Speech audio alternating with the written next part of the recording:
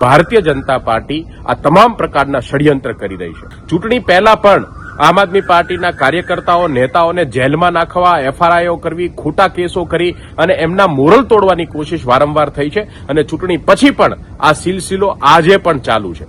2 દિવસ પહેલાની એક ઘટના છે કે એક આઈબીના વ્યક્તિએ આમ આદમી પાર્ટીના કાર્યકર્તાને કોલ કરી અને એમની તમામ વિગતો માંગી અને ત્યારબાદ જ્યારે એ વાત આમ આદમી પાર્ટીએ જાહેર માધ્યમોમાં કહેવાની શરૂઆત કરી કે આમ આદમી પાર્ટીના નેતાઓને ધમકીઓ આવે છે, પોલીસ એની પાછળ આઈબીને લગાવવામાં આવી છે, ત્યારે એક ષડયંત્ર ફરીથી રચવામાં આવ્યું।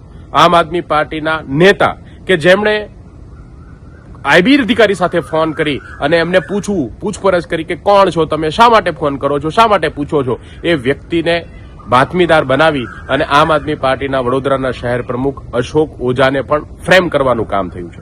2 દિવસ પહેલા એમને ઉપાડી ગયા અને એમને બેસાડીને જબરજસ્તી એમની પાસે સ્ટેટમેન્ટો લખાવ્યા, આમ આદમી પાર્ટીની તમામ માહિતીઓ માંગી, સંગઠનની માહિતી માંગી, ખર્ચની માહિતીઓ માંગી, તમામ માહિતીઓ માંગવાનું કારણ આજે એ વ્યક્તિ પાસે મને નથી સમજાતું કે ભારતીય જનતા પાર્ટીને કેમ પડી છે। આજે અશોક ઓઝાએ હિંમત કરી અને આ આખી ઘટનાને મીડિયા સમક્ષ મૂકી છે। એમણે કીધું છે કે આ વ્યક્તિ જેણે ફોન કરાયો હતો, જેણે ફોન કર્યો છે, એ વ્યક્તિ સાથે એમના કશું લેવા દેવા નથી। એક ખોટો આરોપ એમની ઉપર લગાવવામાં આવ્યો છે કે ફોન અશોક ઓઝાએ કરવામાં આવ્યો છે। આ વાત અશોકભાઈએ પોતે પણ જાહેર માધ્યમોની અંદર કહી છે। હું બહુ જવાબદારી સાથે કહેવા માંગુ છું કે ગુજરાતની અંદર એક મજબૂત પક્ષ તરીકે, એક મજબૂત વિકલ્પ તરીકે જ્યારે આમ આદમી પાર્ટી ઉભરી રહી છે, ત્યારે ભારતીય જનતા પાર્ટી આ તમામ પ્રકારના ષડયંત્ર કરી રહી છે।